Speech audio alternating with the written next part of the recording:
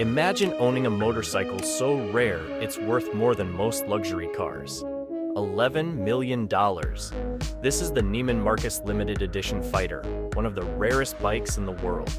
Crafted from a single block of aircraft-grade aluminum, it's as much a work of art as it is a machine. With a top speed of 190 miles per hour, this bike isn't just for show. It's built for serious power on the road. But with a price tag like that, would you actually ride it or keep it as a collector's piece?